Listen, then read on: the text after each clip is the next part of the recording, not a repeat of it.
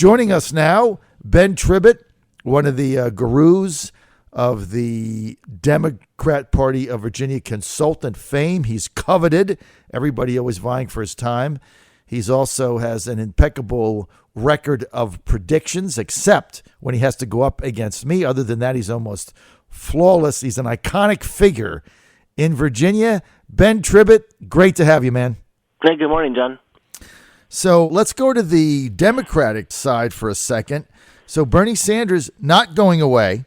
Bernie Sanders now backing financially the primary opponent of Debbie Wasserman Schultz in Florida, and now tied with Clinton in California. What do you make of the whole thing? Well, I mean, I think that Bernie's supporting a friend of his against Debbie. I think that that's a good endorsement on his part. Honestly, I agree with him. I think she could go. In terms of California, that's always going to be a good state for him. And I think that he should run his campaign all the way to the end. This is going to be something that goes in the history books. He scored one of the best showings of all time for someone of his ilk in a major party nomination, and he ought to finish this thing off. I think as soon as California is over, you'll hear Bernie endorse Hillary, and we'll move on to the general election. And I think this will be a very, very competitive general election. I agree with you there. You look at some of the new polling data, Ben, that has come out, especially the one that came out Sunday, the Washington Post ABC poll, which, doesn't skew Republican. Okay, let's just leave it at that. That's got Trump and Clinton in a statistical dead heat. I don't think Clinton expected this, especially from a poll that, basically is going to skew a little bit Dem. How concerned are they right now, Ben, in Brooklyn? I think they're very concerned. The biggest problem that they're going to have with Donald Trump is I don't think that any of the Republicans gave them any sort of roadmap of what to do to puncture him, because no one had any success whatsoever. So this is a different type of candidate. He's running, obviously, a different type of campaign. And I don't think that Hillary is prepared for what that means. Now, that having been said, the analysts have been predicting Donald Trump's implosion for almost a year now. And there's still a possibility that he could do or say something that would cause an implosion. But, John, I have to say, I mean, based on the things that he said already, and it didn't cause an implosion, I'm not sure what that would be. I don't think there's one either. And one of the biggest vulnerabilities here of Clinton is I don't think they've ever had anybody, Ben, attack her the way he's going to do in a relentless, unabashed fashion. He doesn't care. I mean, the other day, he referred to Bill Clinton as a rapist. Now, that might be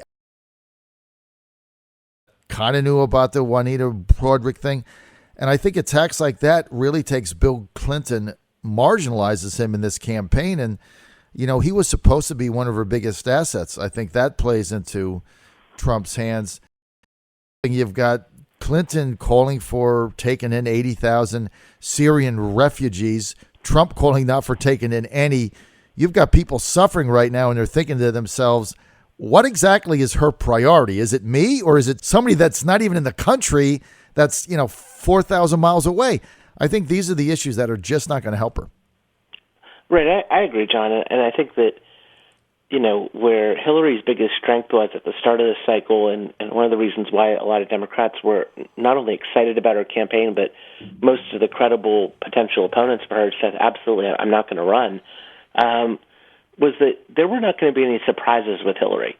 She was the most vetted candidate probably ever, and she could go through this entire cycle with, the only things you could air against her were old laundry. Well, she has not let that happen. And with the email issue, there have been new issues, and I think that she's punctured her own strongest point here. And look, let's look at the Washington Post poll this weekend that shows the favorability, unfavorability. Donald Trump's the least favorables of any major presidential candidate in history. Well, guess what? Hillary's the second least. Mm-hmm. And she's only, I think, 2 points ahead of him in terms of favorable numbers. And when you have two candidates that are that unpopular, what it comes down to, this is just like our governor's race from 2013 when you had Terry McAuliffe and Ken Cuccinelli, both of whom were very unpopular candidates. It comes down to which candidate do you want to vote against more, and that one we're going to elect an unpopular candidate this year because they're both unpopular. So, it is absolutely wide open. This can go either way. Does Hillary Clinton have to pick Bernie Sanders as her running mate in order to unify Democrats? I don't think so. Who do you think she'll pick? I think that she could pick, Tim Kaine's on the list. I think he'd be good. I think Elizabeth Warren would excite people. I'm not sure how many votes that she would add in the general. I think there's a lot of good choices. One thing I can guarantee, John, is coming out of the Republican convention in Cleveland, and her convention, obviously, I think is just thereafter in Philadelphia, Trump is going to get so much attention for his. It's going to be hard to pick anyone that even gets a slice of the media attention that you'll get for Donald Trump's convention. Look, he's just dominated this the entire way, and she's got to figure out a way to puncture that. Who do you think Trump will choose as his vice presidential candidate, Ben? I've been predicting Jim Webb. Only because in the last few months, Jim Webb has made a few public appearances where he said he won't vote for Hillary, and I think that he gives Trump an opportunity to have a bipartisan. He's a former Democratic senator, but he also worked for Reagan and has that defense background. I also saw an interesting one this weekend that Bob Corker was going to meet with him. I hadn't thought about that, but that would be an interesting pick. Senator Corker is one of the more respected people in Washington, and there's a lot of good picks that Trump could make, honestly, rounding out that ticket, because there's some big holes that he has, and I think that it will make people feel a lot more comfortable. The same way that George W. Bush, had some big holes and picked Dick Cheney, and definitely while Cheney was very unpopular when he left office, people thought that was a great pick when he first made it. Well, because he added a credence and a stability factor to George Bush, while some people like me were very suspect of him. Even I was more comfortable with Cheney. Now I'm the exact opposite. Now I think the Cheney-Bush administration is the second worst in the history of America. Ben, let's get to the governor's race. We've heard from a number of people inside. Jim Moran might be looking to challenge Ralph Northam for the Democratic nomination for governor 2017. What do you think? I hadn't heard that. It's an interesting. I don't know what he's up to. It's sort of. I had when we talked before I came on the show yesterday. You mentioned that to me, and that was the first I had ever heard of it. It would be very interesting if he did. I haven't heard any chatter about that yet. So, John, your information is sometimes so far ahead of the curve that I don't think anybody's been talking about it. Well, I think we're going to see it. I've heard from enough people inside that he's looking at it very seriously, and he's been a lot more active recently, so it kind of plays in. Now, Lieutenant Governor on the Democratic side, as I predicted, Justin Fairfax threw his hat in the ring. Justin Fairfax, as you know, the young African-American that almost upset Mark Herring for Attorney General in 2013, came from nowhere. Now he's running for Lieutenant Governor. I don't see anybody else. Who else is there? Well, Eileen Fillercorn will run. She is? And, I think that she'll make for a credible candidate. Yes. Mike Hamliner is planning to run. I don't think that he's going to be a very serious candidate. Mm-hmm. I've heard, this Gene Rossi person, he yes. wants to run. Again, I don't see him being a very serious candidate. Right. But I think it'll be a 4 or 5 way fight for the nomination. I think the favorite is Justin Fairfax going in. I think Eileen has a shot, but she's very tentative in what she does. She plays it very safe, as you know. Even you look at the bill she puts in, everything is very safe. I don't think you beat a Justin Fairfax without being able to be a little more aggressive. So I think he's the man to beat there. Obviously, the Attorney General, take it as Mark. Let's go to the Republican side, where it's still uncertain after the state central battles whether there's going to be a primary or a convention in 2017. I believe it's going to be a convention. All the early money is on Gillespie. I mean, it's piling up now. Everybody is telling me, look, it's fait accompli. Forget Whitman, forget Stewart, forget Pete Snyder. It's going to be Gillespie. But if it's a convention, I don't think it's a done deal, Ben. What say you? I agree. I mean, a convention always gives you an opportunity to catch a front runner because, it's such a small universe of people that are showing up. In a primary, I'm not even sure that it's guaranteed for Gillespie, but Gillespie's biggest strength is not his starting position. I don't think he starts that popular or well-known from his Senate race. I think that his biggest strength, as he showed in the Senate race, he ran an excellent campaign. And people know, they're looking at him saying, well, he's going to run another good campaign for governor. And if he's not well-known yet and not that popular, he probably will be by the end of the campaign. I think Gillespie's going to be tough to beat. Now, Pete Snyder, I've been saying for some time he's the dark horse in this race if he decides to get into it. He's not been very active. He's been laying low here for a few months, but I think Snyder is very dangerous if he gets in for governor. Do you have any thoughts on that? Well, a lot of people have said he would be a better primary candidate than a convention candidate. Again, it's always hard to tell. I can't tell if that's true. He's very good with the media stuff, and that's important in a primary. That having been said, I think people overestimate his willingness. I don't think he's going to go walk into a primary and drop in, say, $10 million to go fund himself. I don't see that happening. And so he has to raise it, and he's never raised money before. And so going up against Ed Gillespie in a primary to raise that kind of money is a big ask. And he did raise $1 million when he ran for lieutenant governor. Right, which is nothing in a statewide primary. Well, that's right. That's true. You're right. See, that's Ben. That's why we have you on the show, because $1 million is not $10 million. You're right. Got you there. Look, I think Snyder is really the wild card in this. I don't know what he's going to do. I talk to him often. I think he does get in, and it's a convention. I think he has an immediate impact.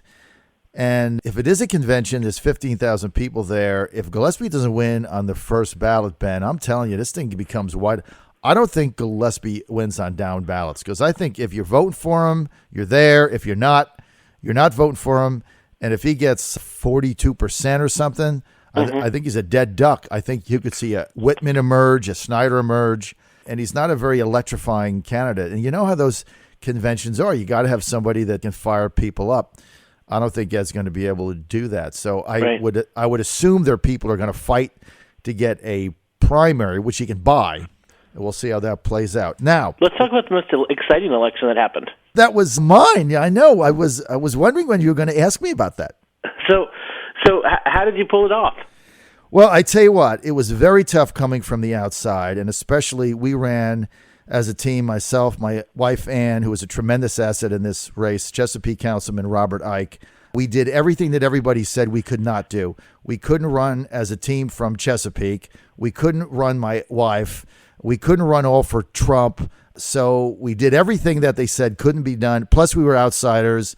And, the other people were running, were insiders. They had been to these before. They know how the game is played. They understand the rules. They understand how to file people. They've got history. They have a name. So just hard work. I mean, we really worked our tail off, and we ran a legitimate campaign. We raised money, and we had a couple rallies, and, we did 3 mailers. But I think our floor operation was also stellar.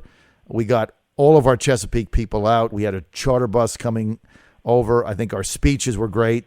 And so I think we were at a time in the 4th District, like many people are, they were looking for something new, and I think we were able to capitalize on that. And, certainly I was excited that we did so well, and having a radio show in the area and being able to win obviously was a big asset. But it was not easy, and whether I would ever do this again, right now I doubt it. I have a lot of respect for candidates because, Ben, I know you run campaigns. I mean, it's an inordinate amount of work, and it's exhausting. Well, it was a big win, and I think that when you go to Cleveland now, it'll be very interesting. I don't think I've ever heard of a radio host, a delegate as well on the floor, so that will certainly be interesting. Well, it's going to be, I think, the first time ever. I know we're going to be the only one with a national radio or TV presence that is a delegate on the floor. So a lot of what I'm able to do with the equipment I have is going to be right from the floor, and there's no rules prohibiting that. I've checked into that. They can't do anything.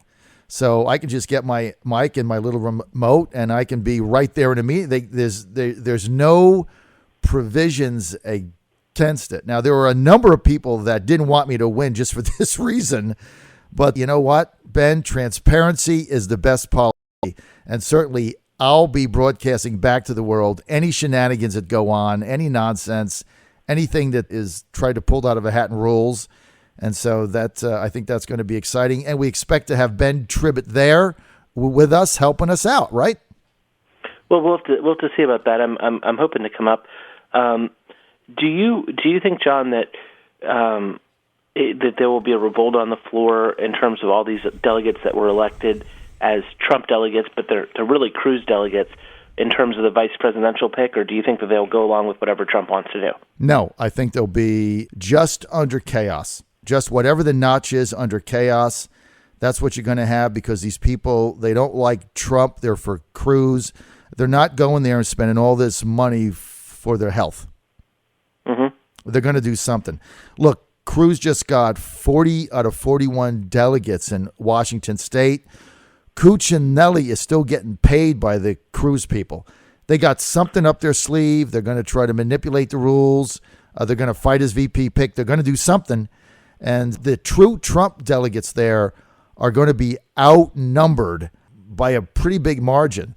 So I look for them to do something. Look, they're not going to, people don't spend all this time and all this money to go to a convention when they don't back the front runner for no reason. They are going to do something, right?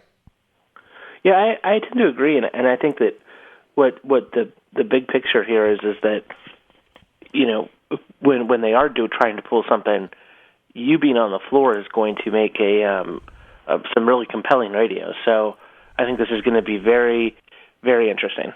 Well, you know what? It's going to be very interesting, and the elites, I was the last person they wanted in Cleveland.